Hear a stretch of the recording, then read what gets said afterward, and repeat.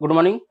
पिछली क्लास में हम लोग कूलाम के नियम का सदिश रूप पढ़े थे, vector form of coulombs law. आज की क्लास में हम उसके आगे स्टार्ट करते हैं। तो देखिए,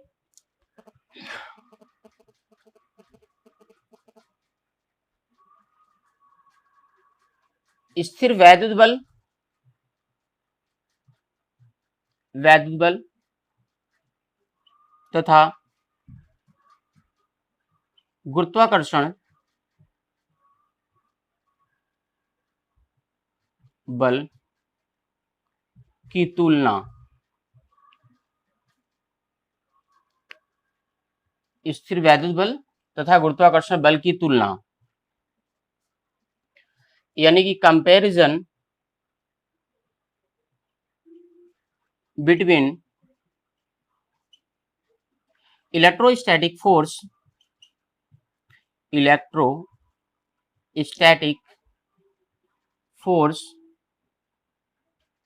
एंड ग्रेविटेशनल फोर्स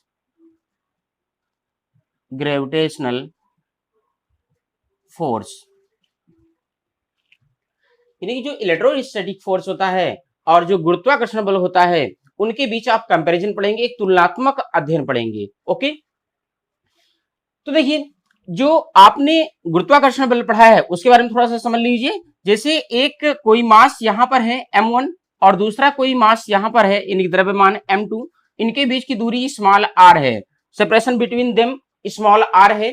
तो आप ग्रेविटेशनल फोर्स का फार्मूला यहाँ पे पढ़ते हैं। यहाँ देखिए, ग्रेविटेशनल फोर्स को हम Fg से दिखाएंगे। F मीन क्या हो गया, फोर्स, और G मीन क्या होगा, ग्रेविटेशनल। ओके, तो Fg इज इक्वल टू आपने पढ़ा है G, इन दोनों द्रव्यमानों का गुणनफल लेते हैं, मास का मल्टीप्लाई लेते हैं और अपान इनके बीच की जो दूरी है उसका वर्ग लेते हैं। ओके, ये ग्रेविटेशनल फोर्स का फार्मूला होता है, आपने 11th में पढ़ा हुआ है। ओके, इसके बाद आपने वैद्युत बल इलेक्ट्रोस्टैटिक फोर्स पढ़ा है कि कोई यहाँ पर चार्ज रखा हुआ है Q1 आवेश है, इलेक्ट्रिक चार्ज है, और एक चार्ज Q2 है और इनके बीच की दूरी स्मॉल r है, separation between them small r है। एक चार्ज Q1 एक चार्ज Q2 है और इनके बीच की दूरी स्मॉल r है, ये रखे हुए हैं। तो यहाँ पे इलेक्ट्रिक फोर्स Fe से दिखाएंगे इलेक्ट्रिक फोर्स को, E for electric, F for force, तो Fe से दिखाएंगे। तो Fe इज इक्वल टू आपने पढ़ा है 1/4 पाई एप्सिलॉन नॉट। अगर ये निर्वात या वायु में रखे हैं तो एप्सिलॉन नॉट, और किसी अगर परावैद्युत माध्यम में रखे हुए हैं तो वहां पे क्या करते हैं 1/4 पाई एप्सिलॉन नॉट के, इतना कांस्टेंट आता है। तो यहां मान लेते हैं निर्वात या वायु में रखा हुआ है तो इसका चार्ज क्या होता है Q1 Q2 upon r square. ये आपका ग्रेविटेशनल फोर्स का फार्मूला हो गया और ये आपका इलेक्ट्रिकल फोर्स का फार्मूला हो गया। ओके, अब देखिए, दोनों को अगर आप देखते हैं तो इनके बीच की जो दूरी है, आप देखिए जो ग्रेविटेशनल फोर्स है वो इनके बीच की जो दूरी है वो क्या है, उसके वर्ग के व्युत्क्रमानुपाती है, और जो इलेक्ट्रिकल फोर्स है वो भी क्या है, Fe directly proportional to 1/r square. इनके यानी कि जो ग्रेविटेशनल फोर्स है, फर्स्ट पॉइंट क्या है, जो ग्रेविटेशनल फोर्स है और जो इलेक्ट्रिकल फोर्स है दोनों व्युत्क्रम वर्ग के नियम का पालन करते हैं। ओके, देखिए उनके बीच की दूरी के वर्ग के व्युत्क्रमानुपाती होता है और ये भी बीच की दूरी के वर्ग के व्युत्क्रमानुपाती होता है। यानी कि जो ग्रेविटेशनल फोर्स होता है और जो इलेक्ट्रिकल फोर्स होता है दोनों व्युत्क्रम वर्ग के नियम का पालन करते हैं। ओके, तो देखिए,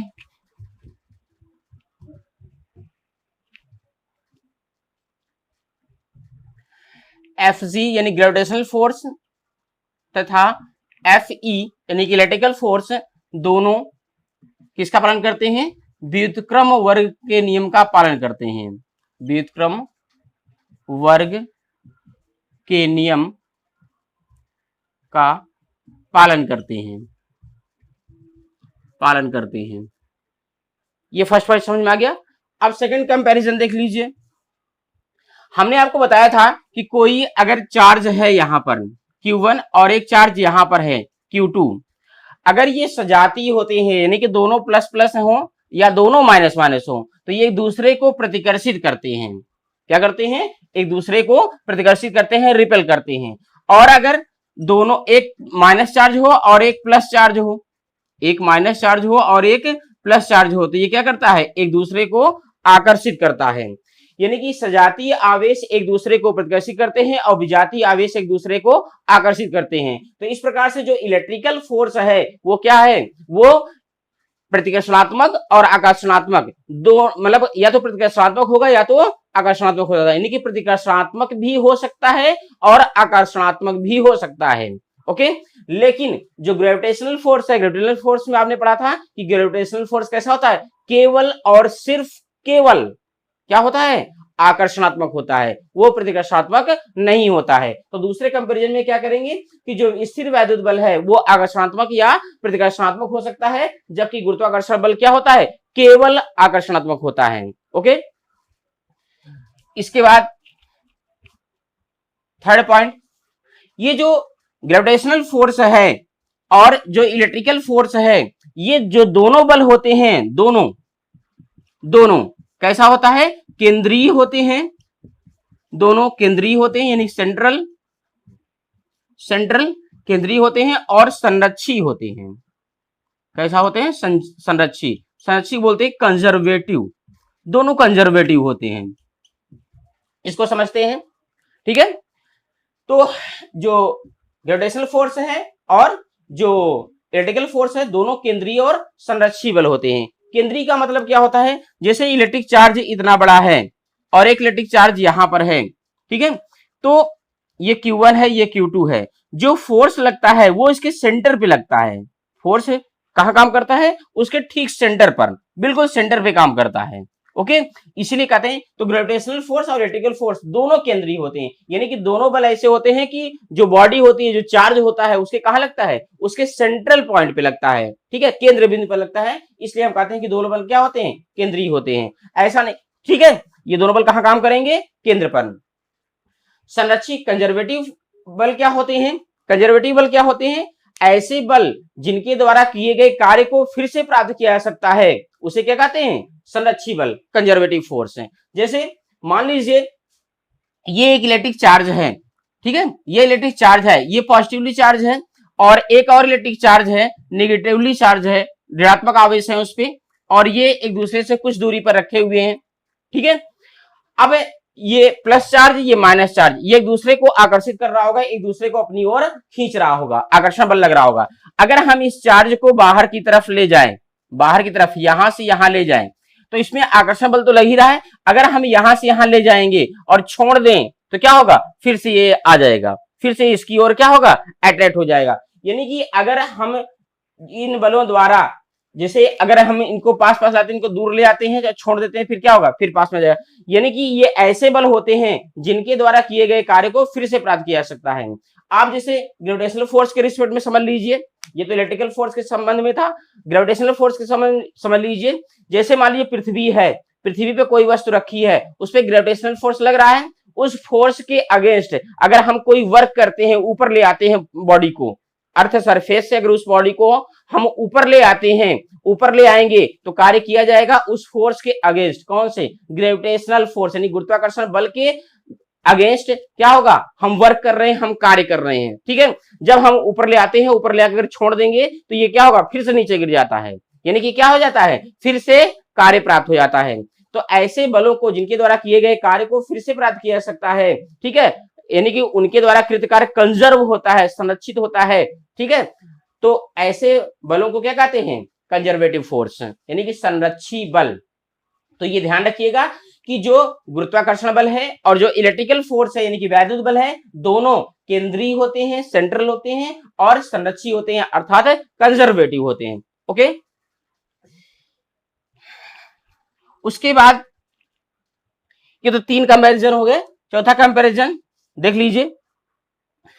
चौथा कंपैरिजन ये है कि जो इलेक्ट्रिकल फोर्स है, ठीक है, आपने ग्रेविटेशनल फोर्स में पढ़ा था कि जैसे ये m1 द्रव्यमान है, ये m2 द्रव्यमान है, ये दोनों द्रव्यमान जिस माध्यम में रखे हैं, यानी कि इन दोनों के बीच जो भी माध्यम है, जो भी ये मीडियम है, ठीक है, जो भी ये मीडियम है, ग्रेविटेशनल फोर्स इस पे डिपेंड नहीं करता है, ठीक है, ग्रेविटेशनल फोर्स इनके बीच के मीडियम पर डिपेंड नहीं करता है। जबकि जो इलेक्ट्रिकल फोर्स होता है, वो जो चार्ज रखे हुए हैं Q1 Q2, ये इनके बीच के माध्यम पर निर्भर करता है। आपने इसका फॉर्मूला पढ़ा है 1/4 पाई एप्सिलॉन नॉट K, यहाँ पर जो के होता है ये इसी माध्यम का नियतांक होता है, इसी माध्यम के लिए होता है। तो अलग अलग माध्यमों के लिए के का मान क्या होता है, अलग अलग होता है। जब के का मान अलग अलग माध्यमों के लिए अलग अलग होगा तो क्या होगा, इसकी Fe की वैल्यू क्या होगी, बदल जाएगी। तो आप ये याद रखिएगा कि जो गुरुत्वाकर्षण बल होता है वो दोनों पिंडों के बीच जो माध्यम होता है उस पर निर्भर नहीं करता है, और जो इलेक्ट्रिकल फोर्स होता है वो दोनों पिंडों के यानी कि दोनों चार्जों के बीच जो माध्यम होता है उस पर निर्भर करता है। ओके, अब उसके बाद नेक्स्ट और लास्ट पॉइंट, जो देखिए जो इलेक्ट्रिकल फोर्स होता है, जो इलेक्ट्रिकल फोर्स होता है वो ग्रेविटेशनल फोर्स से बहुत अधिक होता है, बहुत बड़ा होता है। ठीक है, जो इलेक्ट्रिकल फोर्स होता है वो ग्रेविटेशनल फोर्स से क्या होता है, बहुत अधिक होता है। आप जानते हैं इस प्रकृति में जितने भी मूल बल होते हैं, 4 प्रकार के मूल बल होते हैं, उन 4 मूल बलों में गुरुत्वाकर्षण बल एक ऐसा प्राकृतिक रूप से मूल बल है जो सबसे छोटा होता है, यानी कि सबसे कमजोर होता है। ठीक है, ये वीक फोर्स होता है नेचर का। तो इलेक्ट्रिकल फोर्स जो होता है ग्रेविटेशनल फोर्स से क्या होता है, बहुत अधिक होता है। ठीक है, तो देखिए अब इसको समझ लीजिए, जैसे दो प्रोटॉनों के बीच, दो प्रोटॉन, एक प्रोटॉन यहां है, एक प्रोटॉन यहां है। ठीक है, इनके बीच जो इलेक्ट्रिकल फोर्स लगता है, जो इलेक्ट्रिकल फोर्स लगता है वो ग्रेविटेशनल फोर्स, जैसे ग्रेविटेशनल फोर्स है इससे 10 टू पावर 36 गुना अधिक लगता है। ठीक है, 10 टू पावर 36 गुना अधिक लगता है। और दो इलेक्ट्रॉनों के बीच जो फोर्स होता है वैद्युत बल, वो 10 टू पावर 43 गुना अधिक लगता है। ठीक है, अब इसको समझते हैं। तो देखिए स्थिर वैद्युत बल तथा गुरुत्वाकर्षण बल की तुलना, comparison between electrostatic force and gravitational force. ठीक है, दोनों फोर्सेस के बीच आप कंपैरिजन पढ़ रहे हैं, तो कंपैरिजन में ध्यान रखिएगा। देखिए फर्स्ट पॉइंट क्या है कि दोनों बल यानी कि Fg ग्रेविटेशनल फोर्स और इलेक्ट्रिकल फोर्स दोनों क्या करते हैं, व्युत्क्रम वर्ग के नियम का पालन करते हैं। ये फर्स्ट पॉइंट हो गया। सेकंड पॉइंट में आप क्या पढ़ते हैं कि दोनों बल सेंट्रल यानी केंद्रीय होते हैं और कैसे होते हैं, संरक्षी यानी कि कंजर्वेटिव होते हैं। ठीक है, और थर्ड पॉइंट में आपने ये पढ़ा कि जो ये दोनों बल होते हैं वो दोनों के बीच के माध्यम पर निर्भर नहीं करता है। ठीक है, जो गुरुत्वाकर्षण बल होता है वो उनके बीच के माध्यम पर निर्भर नहीं करता है, जबकि इलेक्ट्रिकल फोर्स उनके बीच के माध्यम पर निर्भर करता है। ठीक है, और फिर आपने पढ़ा है कि जो वैद्युत बल होते हैं ये आकर्षणात्मक और प्रतिकर्षणात्मक हो सकते हैं, जबकि गुरुत्वाकर्षण बल क्या होता है, केवल आकर्षणात्मक होता है। लास्ट पॉइंट में आपने पढ़ा कि जो इलेक्ट्रिकल फोर्स होता है वो जो ग्रेविटेशनल फोर्स है उसकी तुलना में बहुत बड़ा होता है। ओके, तो ये कंपैरिजन था दोनों फोर्सेस के बीच में। अभी हमने आपको बताया कि जो इलेक्ट्रिकल फोर्स होता है यानी कि वैद्युत बल होता है वो गुरुत्वाकर्षण बल की तुलना में काफी बड़ा होता है। और हमने बताया था कि अगर दो इलेक्ट्रॉनों के बीच है, जैसे इलेक्ट्रॉन के बीच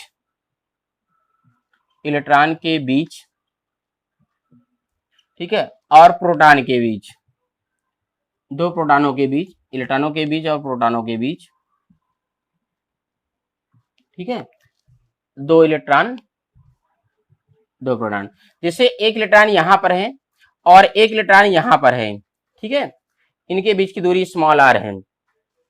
तो इलेक्ट्रॉनों के बीच जो वैद्युत बल है, वैद्युत बल को हम Fe से डिनोट करेंगे इलेक्ट्रिकल फोर्स, और जो ग्रेविटेशनल फोर्स होगा वो Fg से। तो इलेक्ट्रॉनों के बीच जो वैद्युत बल होगा वो गुरुत्वाकर्षण बल की तुलना में कितना होगा, 36 गुना।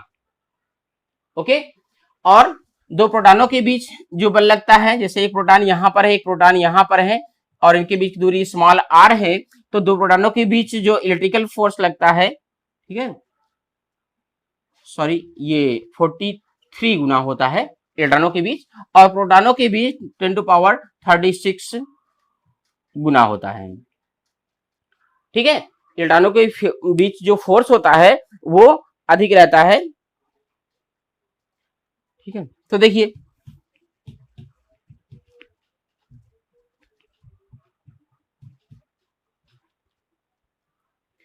इससे क्वेश्चन आते हैं, थोड़ा समझ लीजिए, इससे आपके एग्जाम में क्वेश्चन आते हैं, थोड़ा सा बहुत इंपॉर्टेंट है, समझ लीजिएगा आप। देखिए जो इलेक्ट्रिकल फोर्स होता है वो ग्रेविटेशनल फोर्स से अधिक होता है, यानी कि Fe Fg से क्या होता है, अधिक होता है। थोड़ा इस संख्या को देखिए आप, ये संख्या बड़ी है यानी कि 1 से अधिक है। संख्या क्या है? 1 से अधिक है। तो यानी कि 10 टू पावर 43, जब इसका इसमें आप गुणा करेंगे तब जाके इसके बराबर होगा। यानी कि जब इस संख्या का आप इसमें मल्टीप्लाई करेंगे तब जाके इसके बराबर होगा, और ये 1 से बड़ी है तो इसका मतलब क्या है? ये बड़ा है। यानी कि इक्वल करने के लिए 1 से बड़ी संख्या का गुणा हम किसमें करते हैं? छोटी संख्या में। क्योंकि एफजी छोटा है इसलिए इसमें गुणा करते हैं, ध्यान रखिएगा। क्योंकि इससे क्वेश्चन आते हैं कि जो वैद्युत बल होता है वो गुरुत्वाकर्षण बल की तुलना में कितना होता है? वैद्युत बल गुरुत्वाकर्षण बल की तुलना में कितना होता है? 10 टू पावर 43। अब इसी को अगर हम ऐसे लिखें F G equal to F G, इसको अपान में कर लेंगे तो ये क्या हो जाएगा? F E upon 10 to power 43। F G equal to करेंगे तो ये अपान में आ जाएगा, और एफ जी इक्वल टू करेंगे, अब इसको ऊपर ले जाएंगे तो क्या हो जाएगा? 10 टू पावर -43 एफ ई। आप इन दोनों इक्वेशन को सही से देख लीजिए, दोनों वही है। F E equal to 10 to power 43 F G, इसका मतलब ये होता है कि जो वैद्युत बल होता है गुरुत्वाकर्षण बल की तुलना में कितना होता है? 10 टू पावर 43 गुना होता है, ठीक है। और इसका मतलब क्या होता है? जो गुरुत्वाकर्षण बल है वो वैद्युत बल की तुलना में कितना होता है? 10 टू पावर -43 गुना। अगर आपसे पूछता है कि वैद्युत बल गुरुत्वाकर्षण बल की तुलना में कितना होता है, तो 10 टू पावर 43 गुना, ठीक है। अगर आपसे पूछता है गुरुत्वाकर्षण बल, ठीक है, वैद्युत बल की तुलना में कितना होता है? 10 टू पावर -43 गुना, ठीक है। ये दो इलेक्ट्रॉनों के बीच आप पढ़ रहे हैं, दो इलेक्ट्रॉनों के बीच की बात है। यानी कि दो इलेक्ट्रॉनों के बीच, अगर आपसे क्वेश्चन पूछता है कि दो इलेक्ट्रॉनों के बीच वैद्युत बल जो होता है वो गुरुत्वाकर्षण बल की तुलना में होता है, तो क्या लिखेंगे? 10 टू पावर 43 गुना, ओके। और अगर पूछता है कि दो इलेक्ट्रॉनों के बीच लगने वाला जो गुरुत्वाकर्षण बल है वो वैद्युत बल की तुलना में कितना होता है? तो 10 टू पावर -43 गुना, ओके। देखिए अब इसी प्रकार दो प्रोटॉनों के बीच देख लीजिए, दो प्रोटॉनों के बीच है तो F is equal to 10 to power 36 F G, या इसी को लिख सकते हैं एफ जी इक्वल टू क्या हो जाएगा? F E upon 10 to power 36। तो एफ जी इक्वल टू हो जाएगा 10 टू पावर -36 एफ ई, ठीक है। अब यहां पे देखिए, यानी कि दो प्रोटॉनों के बीच जो लगने वाला वैद्युत बल है वो गुरुत्वाकर्षण बल की तुलना में कितना होता है? 10 टू पावर 36 गुना, ठीक है। और जो दो प्रोटॉनों के बीच लगने वाला गुरुत्वाकर्षण बल है वो वैद्युत बल की तुलना में कितना होता है? 10 टू पावर -36 गुना। यानी कि अगर आपसे पूछता है कि दो प्रोटॉनों के बीच लगने वाला जो वैद्युत बल है वो गुरुत्वाकर्षण बल की तुलना में कितने गुना होता है? तो 10 टू पावर 36, ठीक है। और अगर पूछता है कि दो प्रोटॉनों के बीच लगने वाला गुरुत्वाकर्षण बल वैद्युत बल की तुलना में कितने गुना होता है? 10 टू पावर -36, ओके। हमेशा ध्यान रखिएगा ये जो बड़ी संख्या है, जैसे 10 टू पावर 43 बड़ी संख्या है, 10 टू पावर -43 क्या है? छोटी संख्या है। यानी कि ये एक से बड़ी संख्या है और ये एक से छोटी संख्या है। 10 टू पावर 43 एक से बड़ी संख्या है और 10 टू पावर -43 एक से छोटी संख्या है। तो हमेशा ये ध्यान रखिएगा कि दो संख्याओं को, दो पक्षों को, जैसे एक पक्ष ये हो गया आपका, एक पक्ष ये हो गया, और ये बराबर है दोनों पक्ष। अगर बराबर है तो एक से बड़ी संख्या का गुणा किसमें होता है? छोटी संख्या में, ये याद रखिएगा। एक से बड़ी संख्या का यानी कि 10 टू पावर अगर 43 है तो समझ लीजिए छोटी वाले यानी कि एफ जी में गुणा हुआ होगा, ठीक है। और 10 टू पावर -43 है तो ये क्या है? एक से छोटी संख्या है, और दोनों पक्षों को बराबर करने के लिए एक से छोटी संख्या का गुणा हम बड़ी संख्या में करते हैं, क्योंकि बड़ी संख्या में करेंगे तो वो क्या करेगा? घटा देता है। इसको आप थोड़ा ऐसे समझ लीजिए। तो इलेक्ट्रॉनों के बीच जो होता है 10 टू पावर 43 गुना का अंतर होता है जो फोर्सेस होते हैं ग्रेविटेशनल फोर्स और इलेक्ट्रिकल फोर्स में। जैसे दो संख्याओं को हमें बराबर करना है तो एक से छोटी संख्या का ही गुणा करना पड़ता है। अगर आपसे पूछता है कि दो इलेक्ट्रॉनों के बीच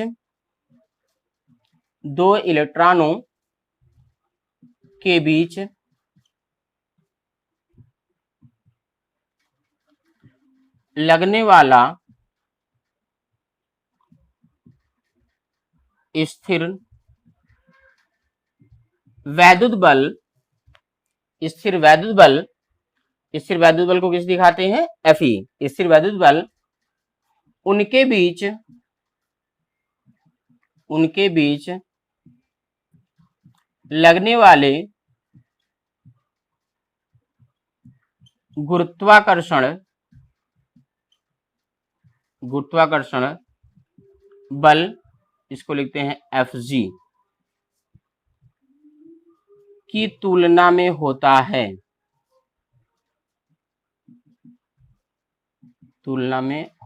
है, ठीक है।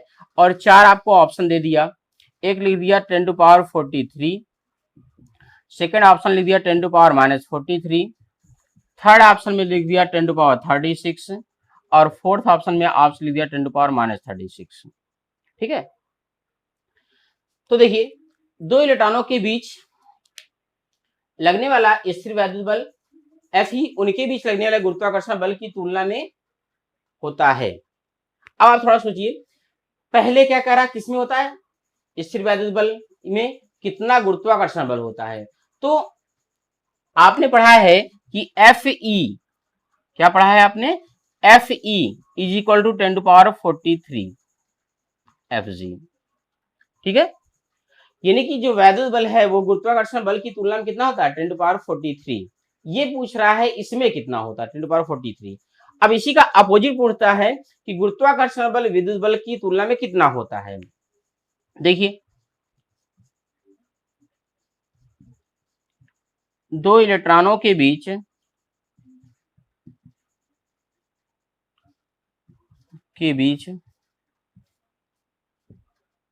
लगने वाला स्थिर वैद्युत बल Fe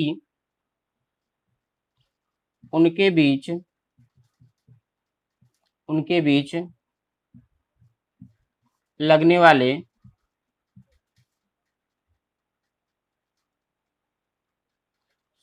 सॉरी, ये तो वही क्वेश्चन हो गया, थोड़ा सा इसमें कमी है, देख लीजिए। अब इसका उल्टा, ठीक है, दो इलेक्ट्रॉनों के बीच लगने वाला स्थिर वैद्युत बल वहां पूछा था, यहाँ पे क्या है, दो इलेक्ट्रॉनों के बीच लगने वाला गुरुत्वाकर्षण बल यानी कि Fg उनके बीच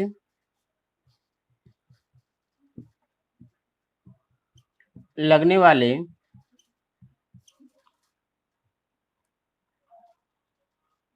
स्थिर वैद्युत बल यानी कि Fe की तुलना में होता है। पहला ऑप्शन दे दिया 10⁻43, दूसरा ऑप्शन दे दिया 10⁻⁻43 और तीसरा ऑप्शन दे दिया 10⁻36 और चौथा ऑप्शन दे दिया 10⁻⁻36। दोनों क्वेश्चन को आप थोड़ा सही समझिए, इससे क्वेश्चन आते हैं। इस क्वेश्चन में क्या पूछा जा रहा है, दो इलेक्ट्रॉनों के बीच लगने वाला स्थिर वैद्युत बल Fe उनके बीच लगने वाले गुरुत्वाकर्षण बल Fg की तुलना में होता है। इसमें ठीक उसी का उल्टा पूछ रहा है कि दो इलेक्ट्रॉनों के बीच लगने वाला गुरुत्वाकर्षण बल उनके बीच लगने वाले स्थिर वैद्युत बल की तुलना में होता है, ठीक है। तो जैसे ये देखिए, ये इस इक्वेशन को ऐसे लिखिए या फिर इसी को आप लिख सकते हैं Fg इक्वल टू, अगर Fg इक्वल टू करते हैं इसको इधर ले आते हैं तो क्या हो जाएगा 10⁻⁻43 Fe। ये इक्वेशन ये बताता है कि वैद्युत बल गुरुत्वाकर्षण बल की तुलना में 10⁻43 गुना होता है, 10⁻43 टाइम्स होता है। इलेक्ट्रिकल फोर्स ग्रेविटेशनल फोर्स की तुलना में कितना होता है, 10⁻43 टाइम्स होता है, 10⁻43 गुना होता है। इसी प्रकार ये इक्वेशन ये बताता है कि जो गुरुत्वाकर्षण बल है वो वैद्युत बल से कितना होता है, 10⁻⁻43 गुना होता है, ठीक है।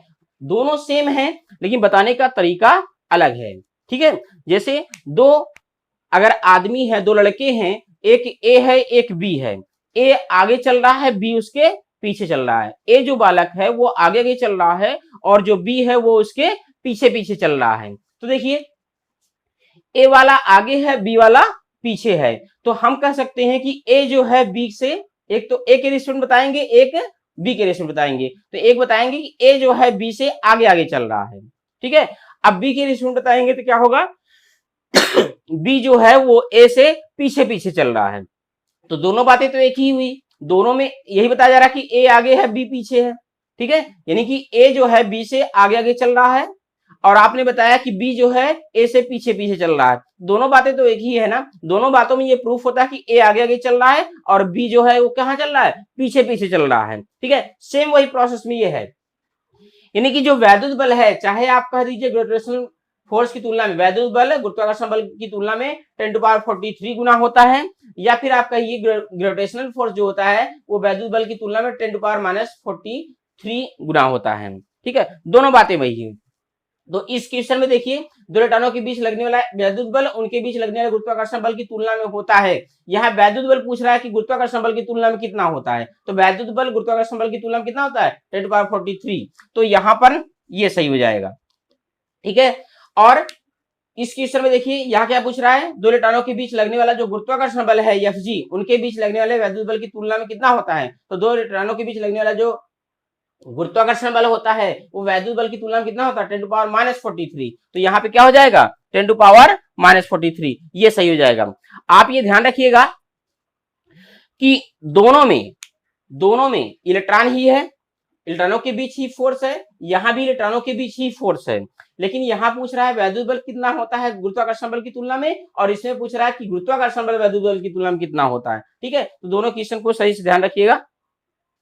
इसी प्रकार हम और आ जाते हैं, ठीक है, जैसे दो इलेक्ट्रॉनों के बीच था ये, अगर हम दो प्रोटॉनों के बीच देख लें, दो प्रोटॉनों के बीच, ये दो इलेक्ट्रॉनों के बीच था, हम दो प्रोटॉनों के बीच देख लेते हैं, दो प्रोटॉनों के बीच देखिए प्रोटॉनों के लिए क्या आपने पढ़ा था, प्रोटॉनों के लिए क्या पढ़ा था, प्रोटॉनों के लिए पढ़ा था कि जो इलेक्ट्रिक फोर्स होता है वो ग्रेविटेशनल फोर्स की तुलना में कितना होता है 36 गुना होता है, या ग्रेविटेशनल फोर्स आप कह सकते हैं कि वैद्युत बल की तुलना में 10⁻³ 36 टाइम्स होता है, ठीक है। तो ये इक्वेशन क्या बता रहा है कि दो प्रोटॉनों के बीच जो वैद्युत बल है वो ग्रेविटेशनल फोर्स की तुलना में 10⁻36 गुना होता है, 10⁻36 गुना होता है, और जो ग्रेविटेशनल फोर्स है वो वैद्युत बल की तुलना में कितना होता है 10⁻³ गुना होता है। ओके, सेम वही क्वेश्चन उसी प्रकार का, तो यहाँ दो प्रोटॉनों के बीच पूछ रहा है, तो इस क्वेश्चन में पूछ रहा है कि जो इलेक्ट्रिकल फोर्स है दो प्रोटॉनों के बीच वो ग्रेविटेशनल फोर्स की तुलना में कितना होता है, दो प्रोटॉनों के बीच लगने वाला स्थिर वैद्युत बल उनके बीच लगने वाले गुरुत्वाकर्षण बल की तुलना में होता है, तो कितना होता है 10⁻36 गुना। अब इसी का उल्टा पूछता है कि जो गुरुत्वाकर्षण बल है दो प्रोटॉनों के बीच जो गुरुत्वाकर्षण बल है वो वैद्युत बल की तुलना में कितना होता है, तो गुरुत्वाकर्षण बल वैद्युत बल की तुलना में कितना होता है 10⁻36, तो इस क्वेश्चन का आंसर क्या हो जाएगा 10⁻36। आप इन चारों क्वेश्चन को सही से ध्यान रखिए, क्योंकि अक्सर आप कंफ्यूज रहते हैं कि जो 10⁻43 होगा या 10⁻43 होगा, इसमें काफी कंफ्यूजन होता है, ठीक है। तो हमेशा ये ध्यान रखिएगा कि ये जो एक से बड़ी संख्या है इसका गुणा हमेशा किसमें रहता है, छोटी संख्या में, ठीक है, समझ आ रहा है, तभी वो बराबर होता है। और ये एक से छोटी संख्या है, यानी 10 जो माइनस में रहता है वो एक से छोटी संख्या है, तो उसका गुणा किसमें रहता है, उसका मल्टीप्लिकेशन किसमें रहता है, हमेशा छोटी संख्या का गुणा, एक से छोटी संख्या का गुणा किसमें रहता है, हमेशा बड़ी बड़ी संख्या में होता है। ओके, ये बिल्कुल ध्यान रखिएगा।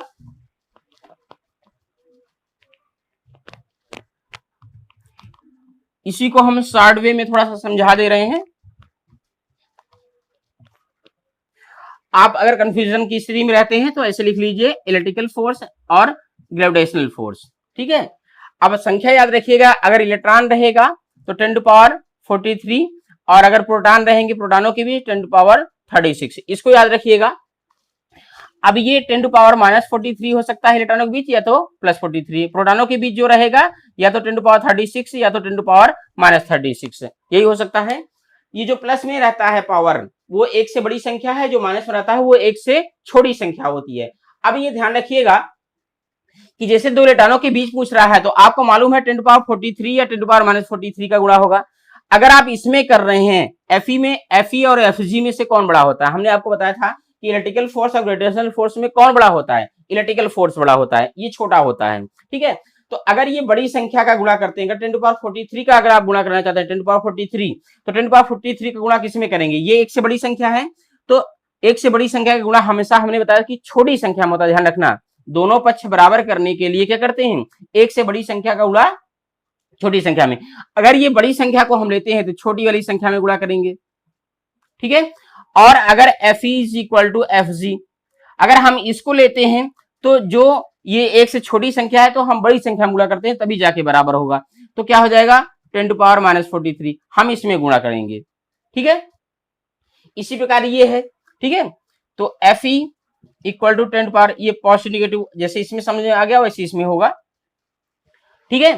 तो जो बड़ी संख्या रहेगा उसका गुणा हमेशा छोटी संख्या में करते हैं, और जो छोटी संख्या रहती है उसका गुणा हमेशा बड़ी संख्या में करते हैं, तभी दोनों पक्ष जो होते हैं वो क्या होते हैं, बराबर होते हैं। ओके, तो ये इक्वेशन ये बता रहा है कि वैद्युत बल गुरुत्वाकर्षण बल की तुलना में 10⁻43 गुना होता है इलेक्ट्रॉनों के बीच, और इलेक्ट्रॉनों के बीच जो वैद्युत बल होता है जो गुरुत्वाकर्षण बल होता है वैद्युत बल की तुलना में कितना होता है, 10⁻43 गुना होता है। ओके, उम्मीद करता हूं आपको ये अच्छे समझ में आ गया होगा। तो देखिए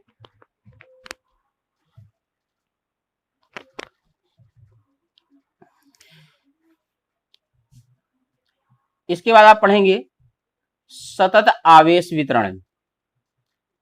सतत आवेश वितरण,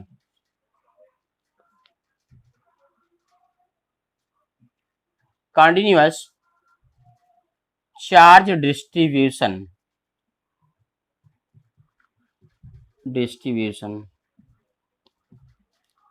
कंटिन्यूअस चार्ज डिस्ट्रीब्यूशन। देखिए कंटिन्यूअस चार्ज डिस्ट्रीब्यूशन में आप थोड़ा समझ लीजिए, जैसे कोई आवेश कहीं पर भी किसी भी बॉडी पर कहीं पर भी अगर लगातार एक समान रूप से वितरित है, लगातार, ठीक है, एक समान रूप से वितरित है तो उसे क्या कहते हैं, सतत आवेश वितरण। अब सतत आवेश वितरण जो होता है वो तीन प्रकार का होता है। एक होता है रेखीय सतत आवेश वितरण, आवेश वितरण, इसको बोलते हैं लीनियर कॉन्टिन्यूअस चार्ज डिस्ट्रीब्यूशन,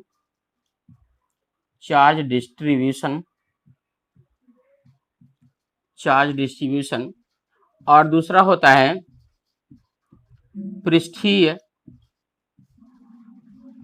सतत आवेश वितरण।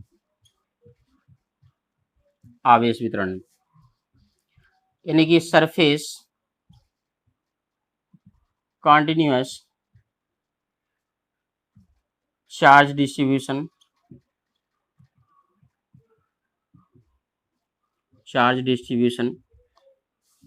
और तीसरा होता है आयतन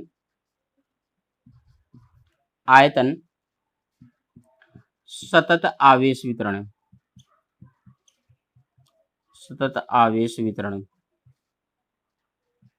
इसको बोलते हैं volume continuous charge distribution.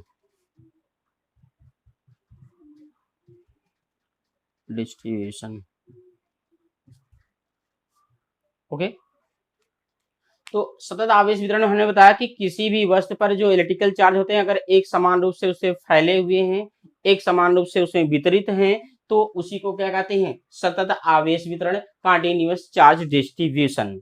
Okay, अब ये चार्ज डिस्ट्रीब्यूशन तीन प्रकार का होता है, रेखीय सतत आवेश वितरण, पृष्ठीय सतत आवेश वितरण, आयतन आवेश वितरण, यानी कि linear continuous charge distribution, surface continuous charge distribution और volume charge continuous charge distribution. तो देखिए अब ये तीन प्रकार होते हैं, तीनों किस बेस पे हैं, जैसे कोई वस्तु होती है, कोई ऑब्जेक्ट होती है, देखिए ये तीन प्रकार की हो सकती है, या तो वो लीनियर होगी, एक रेखा में होगी, जैसे लंबी छड़ आप ले लीजिए, जैसे ये है, ये लंबी छड़ है, तो आवेश कहाँ होंगे, उसकी लंबाई में डिस्ट्रीब्यूट होंगे एक रेखा में, लंबाई में जब बटे रहेंगे, एक लंबी सी छड़ है, उसमें आवेश कहाँ रहेंगे, एक रेखा में ही तो रहेंगे। उसी पर अगर रहेंगे आवेश तो एक रेखा में रहेंगे, एक लीनियर रहेंगे। तो अगर किसी वस्तु पर एक रेखा में चार्ज अगर फैले हुए हैं तो इसे क्या कहते हैं, रेखीय सतत आवेश वितरण, linear continuous charge distribution. Okay.